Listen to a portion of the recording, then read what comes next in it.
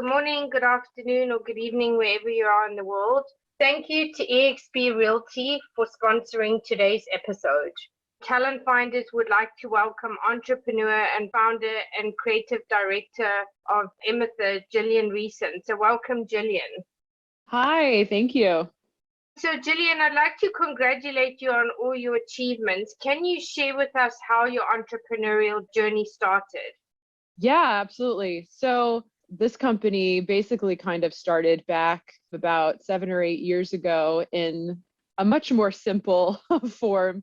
Yes. I was getting my master's degree at the New England Conservatory and needed a part-time job to kind of fill the hours and the gaps in my money situation. And I got a federal work study at the computer lab, which was in the same building and hallway as the opera department, which was convenient. But it left me with a lot of time sitting in front of the computer, kind of, middling around with what I should do with myself. So I knew that one of the things I needed as a singer was a website. And Yes. so I fiddled around with figuring out how to do one for myself and had various iterations of that. And then a couple of my friends asked me to help them with theirs. And it kind of spread from there to eventually 3 or 4 years later, I made kind of a hobby business. It was called Inkfox at the time, which was just website design. And Amazing. yeah, and I did, I was averaging probably about like 5 or 6 websites a year. So it wasn't very much, but I was doing a lot of singing at the same time as well. And then when COVID happened, I had added photography on as well. When COVID happened, I thought, I'm not going to be singing much anymore. And this is the opportunity that I have the time and the energy really to try to make a secure business plan out of this. And I knew that because of COVID, a lot of people were going to be needing a lot of help with their digital media and that a lot of things were going to be going online. And so I thought that the iron was really hot to kind of strike on making this a real business, putting together a business plan, meeting with some financial people to help get a plan financially for a business together, all that kind of stuff. And I took basically the entire year of COVID to go really slowly, do a lot of research, figure out exactly how I wanted the company to look, and launched it in March on my birthday, March 12th, LLC'd.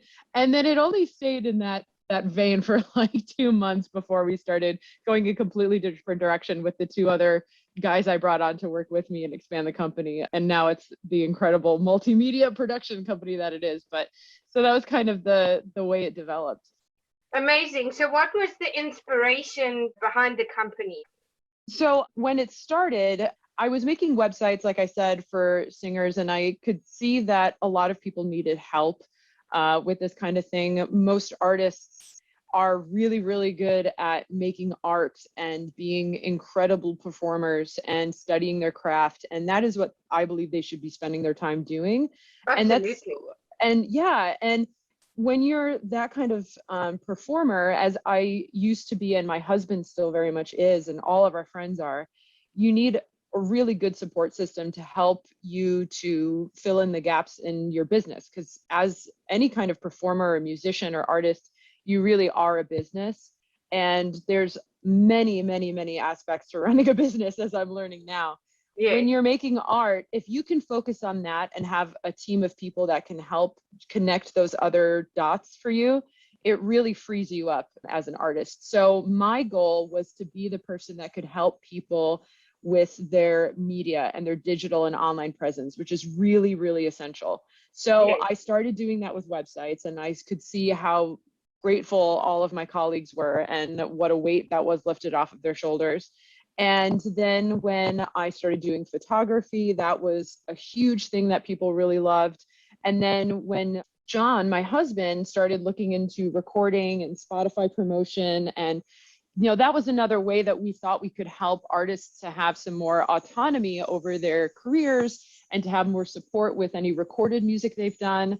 And then adding Jonathan Estabrooks to do video and audio production was also just a no-brainer, because it kind of filled in all of the gaps of pretty much everything an artist would need as far as their media digitally is concerned. So it really came out of the desire to support artists, to help artists, to allow them to feel like they can spend their time creating their art and working on their talent as opposed to having to worry about how do I get this video done and how do I get my thing recorded and how do I keep my website up to date and all of that kind of stuff. That's our passion and our talent, and we want to be able to take care of all of that for our artists. Yeah, absolutely. So just taking a bit of a step back, but you obviously used to perform and are musically and theatre trained. So you having started your own company after the birth of your son, you understand what it is like to be both in the performing world as well as the importance of branding for artists. So Yeah. do you believe that this helped you and has given you more perspective having started your own business? Absolutely. So I think what you're asking is, does my career as a performer help inform the decisions that I help make for my artists and my clients? Yes, yeah, absolutely. So one of the things that I noticed way back when I was doing some competitive research on other website designers and photographers and recording studios and all that kind of stuff, every time we add on a new thing, we do a little bit of competitive research. And there are not very many that I could find companies that there are a lot of companies that serve classical artists and that serve theater artists and musicians, but not very many that are run by people who have actual practical experience in the field, that know what it's like to be a performer, that know what it's like, what the unique needs of a classically trained artist or a theater performer are. And so, because it's very niche. It's incredibly niche. Even so far as to say, like, when I'm building a website for somebody, it's like, yes, I understand that all of the accents in the title of your piece are really important because it's in a foreign language. I can look at your pictures if you haven't necessarily given me the most explicit captions that need to go on your photography. I can probably tell the difference between this production photo of Carmen versus this production photo of the Magic Flute or My Fair Lady or whatever, vice versa. So because I have an intense knowledge of what theater performers and opera singers and classical instrumentalists need and go through, I know what types of things we need to highlight. I know what their schedules are like. I know what is important questions to ask them. And me and the team, my two guys that work with me, we are much more, I think, sympathetic to knowing what is possible for people as well and where they really find a lot of benefit in the industry. So I think it really puts us in a unique position. And I don't think there are a lot of companies out there like us that have that knowledge and that applicable training that offer the services that we do. Absolutely. And also I think as well, I think the difference with you as well is that there's so many people that say they do these things, but they very rarely actually listen to the client's needs. So it sounds like that's something that you really pay attention to. I mean, obviously it's one thing to listen, but then you also kind of help to navigate what the objective is. Yeah, because oftentimes clients will have a lot of questions for us too. They know they need something, but they don't exactly have the time or ability to research 100% what they need. And there's a lot of decisions to be made in every single department that we run. Do I need this? Should I wear this? Should I have this single released this time or whatever? And we are really good at knowing what would be best for a particular artist. And, my husband, John, who does the promo side on Spotify and digital streaming, he's worked with other companies before he started doing it. He hired other companies to help him. And, they were putting his stuff and associating it with like really high playing artists, but like people completely out of the genre, like rappers and R&B singers, and which got him some good exposure, but to the completely wrong audience. So it wasn't long lasting and it wasn't meaningful. And we find that a lot, particularly in like the audience and listening and streaming, is it's such a small network that a lot of people think it doesn't have value. And obviously we think it has the most value in the world. We love it. So we're willing to take the time and put the effort into creating an audience and connections and listening audience in that genre, which a lot of people and major businesses don't think it's worthwhile to do. Yeah, absolutely. So with that, what have been some of your biggest lessons and learnings within your career? Oh, wow. I'm sure you have multiple, but what really stands out? I think this is going to be like a very generalized thing and not a very specific, but the thing that has always helped me the most, and I think the quality that I have, I hate talking about like, oh, I'm so great at this, but is the not being afraid to be really bad at something and doing it regardless. Knowing that the only way to get better at something and to learn about something and to be successful at something is to do it and be okay with all of the mistakes that you're going to make. And I really credit my parents for teaching me that. They always kind of, sometimes it felt like they were throwing me in the deep end a little bit, but they weren't. They just knew what I was capable of if I applied myself and learned how to creatively problem solve. And so when I started all of this, even when I started opera singing and training in that, obviously nobody has any idea what they're doing when they begin. But one of the things I learned in my voice lessons was you have to be okay with making ugly sounds. You have to be okay with trying something technically that you've never done before, just to see if it works. Absolutely. And that is an attitude that I put into my business when I started designing websites and photography. And I have zero training or degrees or anything of any kind in website design, photography, business, audio engineering, video production, like none of it. Everything I've learned is from YouTube University and my own practical experience, and being able to say to myself, I'm just going to see if anybody wants me to do this. And I picked up a camera and I read the manual and I watched YouTube videos and I observed other photographers, and I probably watched 100 hours of photographers taking portraits of people, which you wouldn't think that would be an entertaining thing to watch. And for most people, it's not. But, I learned a lot. I self-taught and I put myself out there. And the first, 6 months of taking photography, I was terrible at. I mean, I look back at it and I'm like, oh my God, those were so bad. But I did them. And I reached out to my friends and I said, hey, can I take pictures of you? And I put them online. And maybe some of them were great. And some people were like, man, what is Gillian doing? She's, doing these websites of photography. Like, who does she think she is? She has no training in this. This isn't good, whatever. But, then you fast forward a couple of years later, and if you're a self-motivated person and you're not afraid and you can look back and evaluate and grow and keep educating yourself, then you can see how my skill set has increased and my design eye has gotten better. And we've made a lot of business mistakes since we started since March.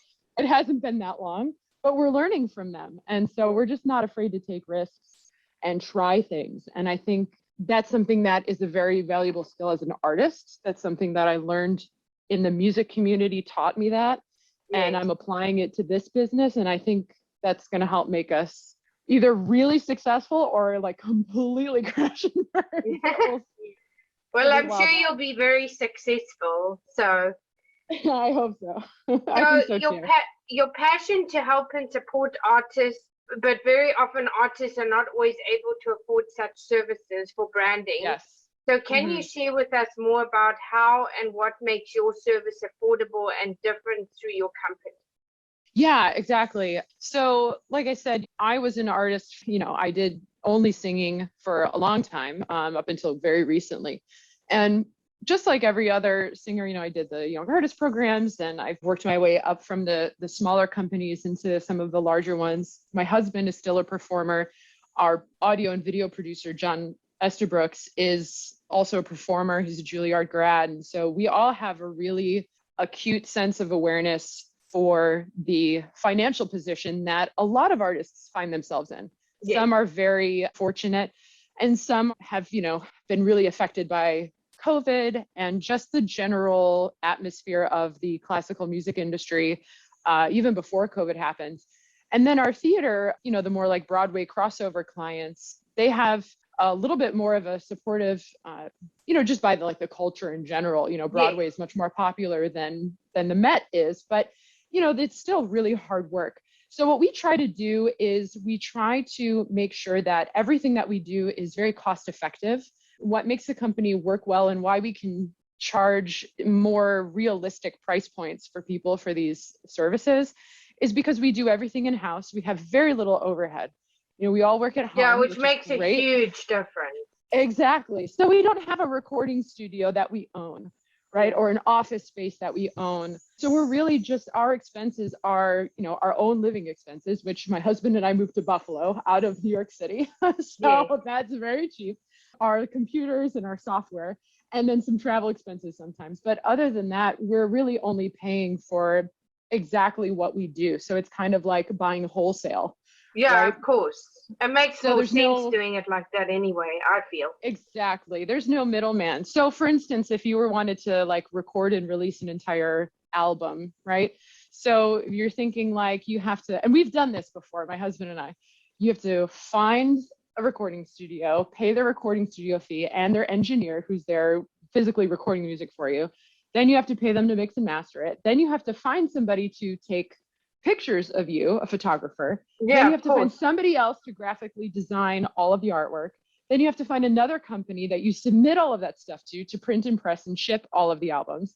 Then you have to find somebody else to help you license and distribute the music online. And then if you're really lucky, you can find somebody else who will help to promote all of this stuff so that you can actually sell these things and make some money off of it.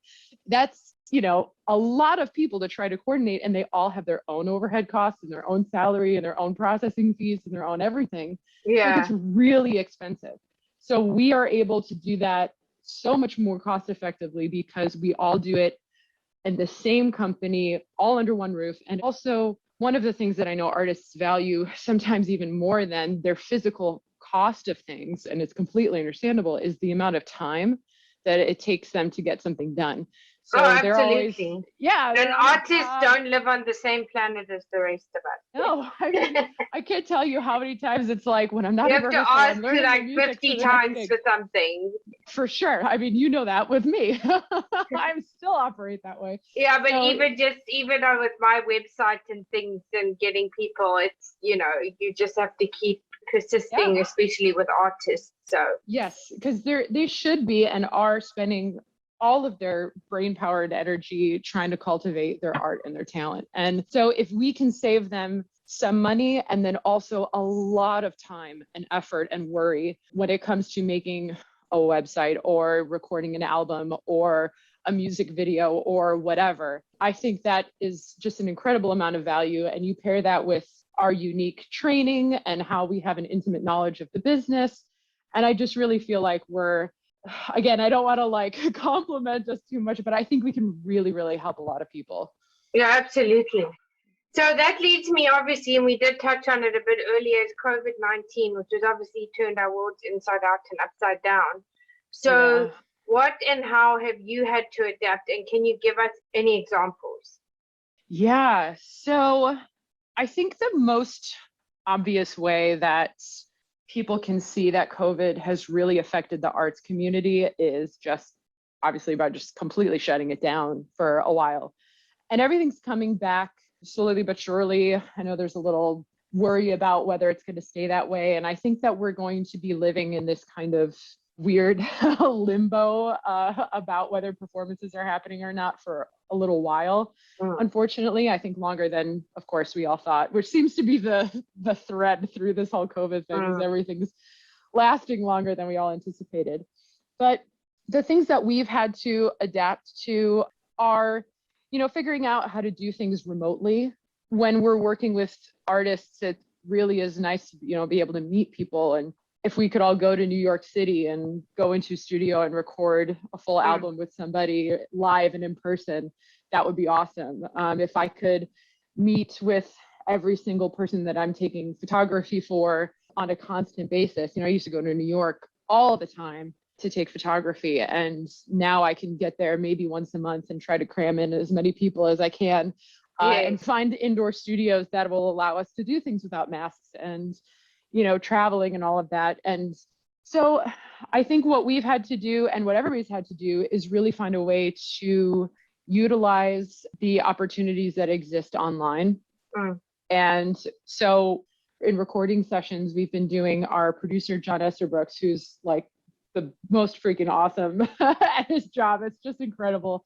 Amazing. That he hears like everything. I don't know. I thought I had a really good ear, and it's just amazing. He will do a virtual producing sessions with people when they're recording, and he offers to kind of sit in virtually and listen to what they're doing. We've actually got an album coming out in the fall where it's all recorded remotely. So this project is a singer that we know who's doing this German Lieder album, and we sent her a bunch of microphones and had a virtual session with her to kind of show her how to set up the space in her own personal space, and did a bunch of testing and are virtually producing it through Zoom or whatever the software that they're using. That's amazing. And then getting all of the STEM files and mixing and mastering them. John is living in New York City and he's doing it there. And so it's all like producing an entire album remotely, which is pretty cool. So that's one of the kind of some of the ways that we've had to be creative to figure out how to make some of these projects happen during COVID. Yeah. And then of course, being really creative at our expenses and figuring out how can we make these things cost effective for people when they've been out of work for a year and a half. Yeah, absolutely. But they really need them. I think artists are in a really vulnerable position right now because they've had no income for a long time or very little income, and they need it desperately now more than ever, but they need these digital materials to be able to get the work because so many companies are casting online or from recordings or something. So it's a really tough position they find themselves in. And I think we can be helpful and supportive, but also not take advantage of the situation. Absolutely. So with that, what would you say some of your biggest career highlights have been, and what is the ultimate vision for your company? Oh, I love this question. So the career highlights, I would say since March, because that's basically since all of this started. I have had the wonderful opportunity. I am technically an employee of the Metropolitan Opera now. I work with the Lindemann Young Artists. Oh, that's amazing. It's very cool. I was brought in there last spring to do a bunch of portrait photography for most of the artists, and then built some websites for them. And I've also been really lucky for them, and then also the young artists at Santa Fe Opera, where I used to sing. I did a couple summers there. They have brought me in to do these Zoom courses and masterclasses on all of this type of material, website design and photography and all this kind of stuff. So I feel like those have been major highlights for me because I can physically talk to large groups of audience and young artists who really need this material the most, and who are in the most vulnerable position, and really show them, this is possible. And here is how you physically build your own website. And it's not like you should hire me, this is what my company does type of course masterclass. Yeah, it's kind of showing them you have autonomy over your opportunities and your artwork and how you can make these materials yourself. And these are the resources you can use. And so I then get emails back from artists saying how helpful that was and all that kind of stuff. And they feel so much lighter about the situation. And that's a huge highlight for me when I can do that, because that's really tangible, boots on the ground. I've helped these people in a very obvious way. So I hope those kinds of relationships continue with these big companies. I think our vision for the future is very changing all of the time and evolving all of the time. When I launched in March, I just thought we were going to be like a graphic design studio because it was just me. And that's what I did. And then very quickly, by the time we got to July, I had added my husband, Gillian Riesen, who does amazing stuff with Spotify and changing the entire industry on streaming, which is really incredible. Creating an actual audience. The audience exists. I think he said the statistic was there's over 3 million some users on Spotify. And classical music and that kind of stuff only makes up 10% of users, but that's still a lot of listeners. That's 300,000. Is that correct? 300,000. People that are searching for classical music and for crossover music to listen to it. And you look at some of the big major artists in the industry that we personally know, they don't have anywhere near that. They have a couple hundred people listening to them monthly, because nobody's taken really the time to help get that out there. And, I think it's one of the ways that our industry can kind of modernize, right? By taking advantage of that kind of stuff. So, that's one of the ways that we really hope to change our vision for the future. I think we want to continue to support artists. We want to have a large collection of recorded materials that we've helped people to create. My goal is to become a place where we have relationships, long-term relationships with artists. Yes. So I want to help see them from the beginning of their media production to kind of be like what a manager does for a singer, as far as like helping guide them through what roles they should be singing, what opportunities they should do, what kind of auditions they should take, or an Yes. instrumentalist in the same way. I would like for our company to be kind of like that, have a relationship with artists where we cohesively work with their management and them and their other team members and advisors to say, we really suggest recording something like this for the holiday season, or putting out this kind of album. Hey, it's been a little while since we've released a music video. Let's do this. And we're all consistently on the same brand because it's all been done in-house. We can take the pictures for it. We can update your website with these new things that you have coming up, and kind of guide artists through the process of what it is to have consistent media coming out so they can engage with their audience online, where most of their audience is. Yeah. That's my goal. I don't like doing these like little one-off projects. They're necessary, and that's sometimes all somebody can do. I just need a photo shoot and that's it and goodbye, and that's totally fine. Yeah, but it's about relationship building really as well. Exactly. I see us more as a media management company in the future than just a media production company. Yeah. So that's my dream. Amazing. So I want to talk about family, as you're obviously married and you have a 1-year-old. So how do you balance everything you're doing and still manage to run such a successful business, especially in such a short space of time? A lot of coffee. Honestly, if you were to step back and kind of look on paper, you would say having your first child, launching a company, and doing it all during a global pandemic would be probably pinpointed as one of the most difficult times in a person's life, where they would have the most stress. They'd have like the most stress collecting those unemployment checks and kind of like rubbing them together, hoping to make magic happen. But I've honestly felt more invigorated and energized and simultaneously at peace at this point in my life than I was anytime in the past like 8 years. Wow, that's amazing. I think it's because it's not necessarily the amount of things that you have to do in a day. I mean, I'm not going to give a false image to anybody. I have had many days where I've been very stressed out and had a lot to do. It is a lot. And that's the part that people don't see. Everybody thinks, oh, it's so glamorous. It's not. Gosh, no. And if you want to start your own business, don't come with any delusions of fancy or glamorous, because it's everything but that. Exactly. I mean, there are days when I'm balancing client projects with, trying to figure out, we got new client and project management software so that we have, 35 projects going on right now. How do we organize all of them? And then I'm trying to figure out our social media. And then also at the same time, on the back end, I'm figuring out, going through all of our past invoices and our financial books and trying to like balance all of those out, because I took like a month where I forgot to enter any of that data. So it's like a lot going on. And it's the administrational side that is, that's where you really have to be on point, because you can't afford to, especially with your tax and everything else, you can't afford to mess up. So So I think the way that I've best been able to balance all of that, which is what your question really was that I have an incredible support system. And obviously there's nobody who could do all of this alone.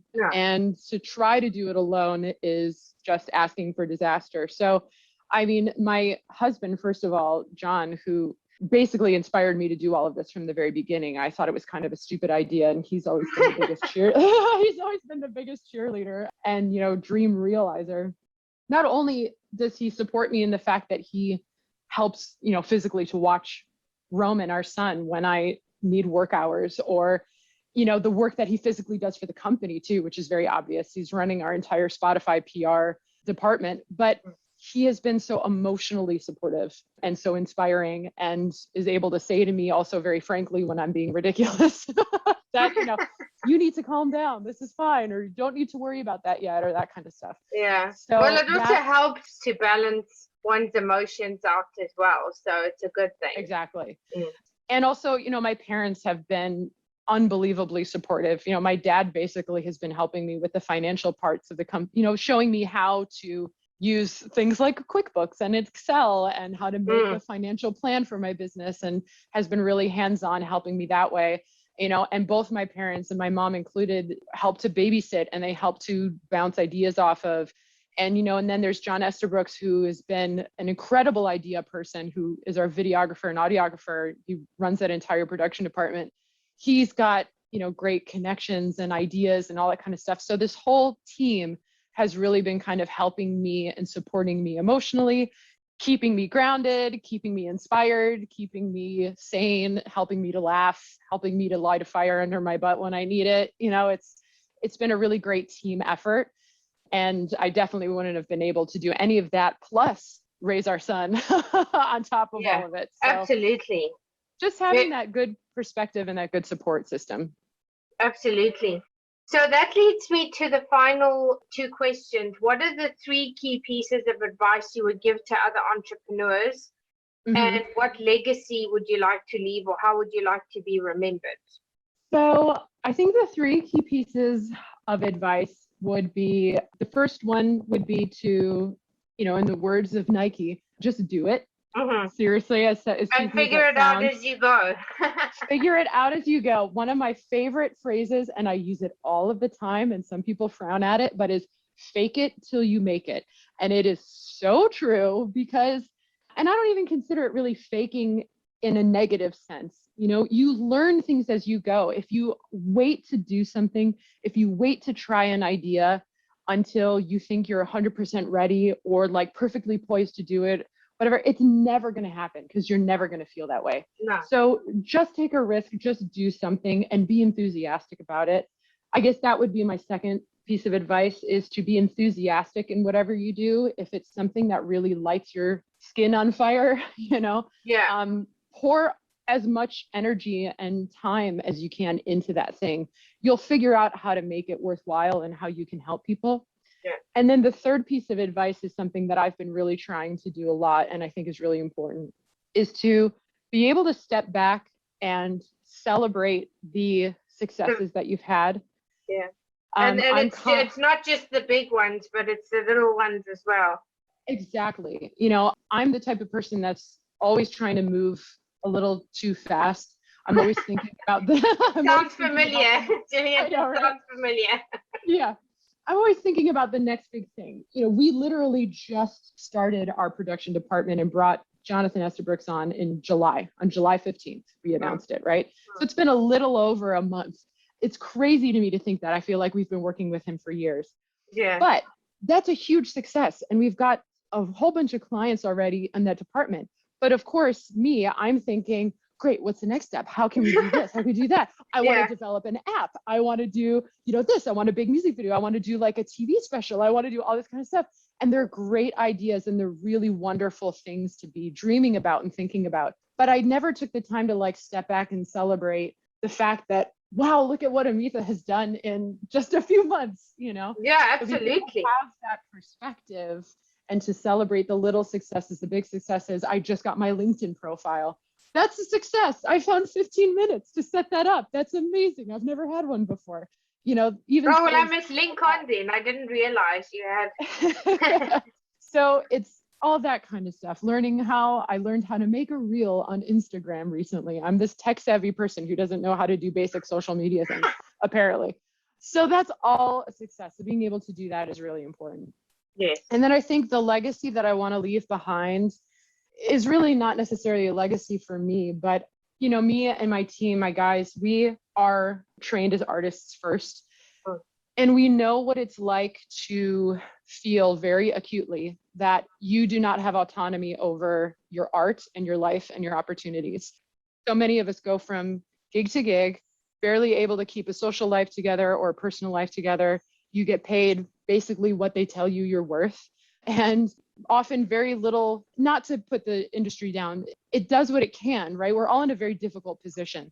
But Yeah. when you're an artist, it can sometimes feel like you don't have much of a voice, or that you're kind of at the mercy of whether you nailed an audition or not. Is really, it's not so it's always necessarily reliant on something or someone, and it's very exactly right. So we want to help foster a feeling for artists that they have autonomy, they can make their own opportunities. If somebody thought to themselves, man, I've always wanted to record an album of, this Spanish art song that was written by this composer that nobody knows, but like my great grandfather knew him or something, weird exactly. things like that don't mean a lot necessarily to other people, but mean a lot to you.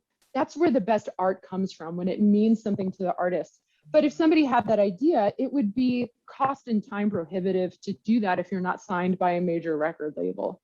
And oftentimes the record labels tell you what to record anyways. So exactly. right. Again, So you're at the mercy of somebody else. Exactly. Again, at the mercy of somebody else. So we want to be the place where people can go. They can say, this is a little bit of a financial investment for me to make this dream come true, but it's so important to me that I want to do it. And we can say, we can help you do it every step of the way. Then we can help you get it online, promote it, get it to your audience, maybe make some money off of it, help you sell it to really make money off of like a physical copy of your CD, or put this on your website, get other things going on online. Like, you want to make a music video of this aria because it's something you've always loved and you've got a flair for dancing or whatever. Any project that an artist has, we want them to be able to make art and get it to their audience on their own terms and make it their way, so that they're not always waiting for the next live gig and thinking that they're worth less, maybe because they don't have as many live performing opportunities. I think putting voice and power into the hands of artists is always a benefit to the art form itself. And I feel like as an artist myself, I didn't feel like there was always that kind of opportunity. And that might have just been me. Other people might not feel that way, but I know that some of my colleagues have felt the same way before too, especially when you're young. Yes, so absolutely. That's the legacy we want to leave behind, is to give artists opportunities to increase awareness of our art online, digitally streaming, bring us into the 21st century, and help people to feel like I have an idea for something to do, and I have a place that I can go to, a team that will help me to do it. And people don't have to feel like they're at the mercy of somebody else. Well, that's amazing. Thank you so much, Gillian. And if people want to connect with you, what are the best platforms to do so?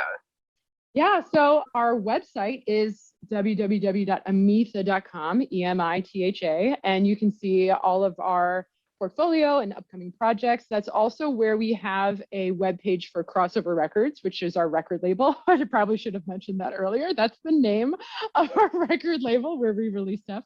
So people can contact us through the contact page there. They can also, on Instagram is Emitha_studios, or our Crossover Records is crossover.records. And then our LinkedIn now is just Emitha, at Emitha. So that's pretty easy to remember. But those are the three main platforms that we use, and our emails are listed on the website as well. So people can feel free to contact us at any one of those places. Great. Well, thank you so much. And hopefully we can have you back in the future to see where you are in your journey. And thanks so much for joining us today. Thank you, Karen. It was a huge pleasure.